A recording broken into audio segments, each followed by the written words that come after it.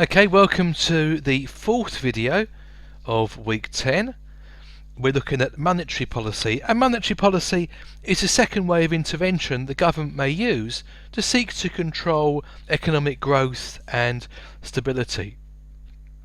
So monetary policy, well, it refers to the use of interest rates and the control of a supply of money to deliver economic policy, and setting an interest rate and then ensuring that it becomes the new equilibrium rate. So it's the government trying to manipulate the market by setting an interest rate. So what we have here, we think of a central bank setting an interest rate, a base rate within a country, and then to manipulate the market to actually ensure that this becomes the new equilibrium.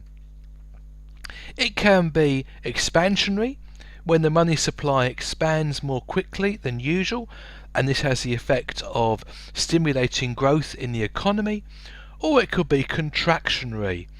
The money supply expands less quickly or shrinks.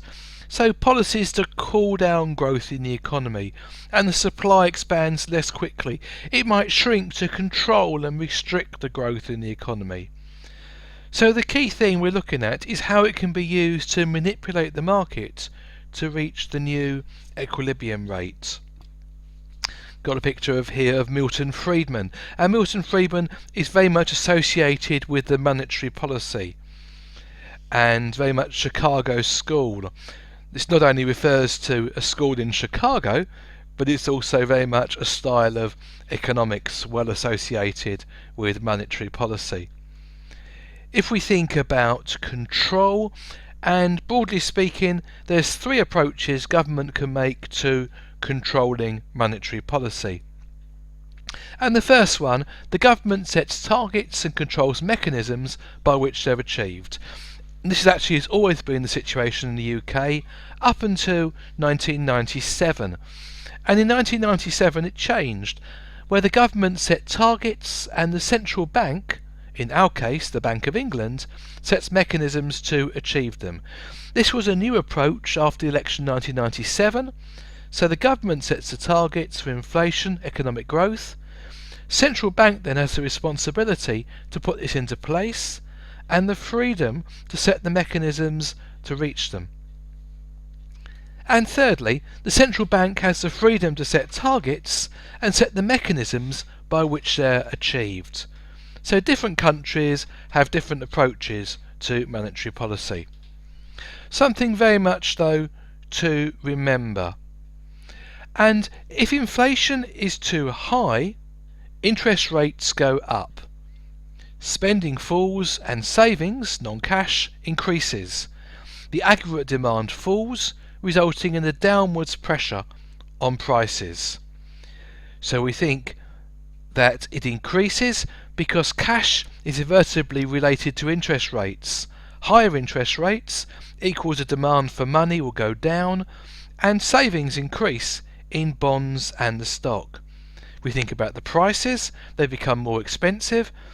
It's more expensive to access money. The price of borrowing goes up, and people are less likely to spend more, resulting in aggregate demand falling and a downwards pressure on prices. It's a technique or an option to push interest rates up if there's high inflation and it's getting out of control. Put this in reverse, if the inflation is too low, then the interest rates go down to stimulate the economy.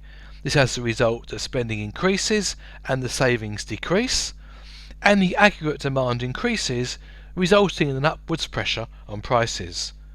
So it decreases, it becomes cheaper and easier to get hold of money and to spend. So there's movement from stocks and shares and savings into cash, and therefore money is freed up and it's easier to spend, resulting in aggregate demand increasing and resulting in an upwards pressure on the price.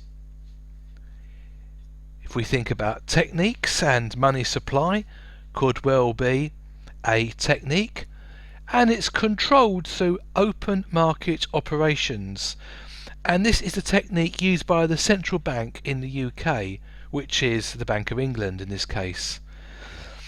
The sale or purchase by the central bank of government bonds, This is to control the supply of money available. And to reduce the money supply, the central bank sells bonds. They're paid for by drawing cash from the banks. It reduces liquidity and hence the capacity to lend. And the money supply is reduced. So these bonds are sold to banks and to investors. And then from the banks, money is withdrawn from the cash, and they use this money to give loans so that money can be returned to the central bank. The money supply is reduced, so there's less money available in the banks to lend to businesses. So by selling bonds, central banks are able to reduce the capacity the banks have to lend. And if we look here on the chart, we can see the money supply, MS, in red. And as discussed previously, it's normally fixed, which is why the curve is at this angle. Now we can see here there's a reduction in the money supply and it shifts to the left. Has two effects. First of all, the supply of money is reduced, it's harder to access. Therefore, the price of borrowing goes up as less supply is available. And the interest rates will go up to cool the economy, to slow the economy down. And the government will then sell bonds to reduce the money available on the open markets. If we think about quantitative easing, the reverse process is called quantitative easing, and the central bank increases the supply of money by purchasing bonds.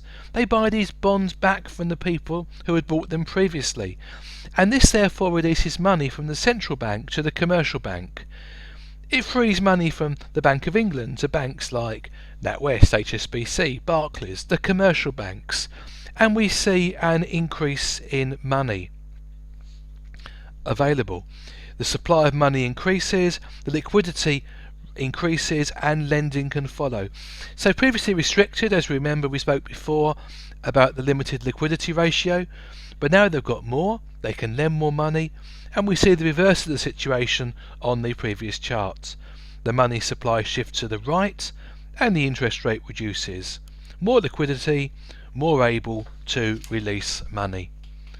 And we'll go over some other aspects of monetary policy in the next and last video for this week.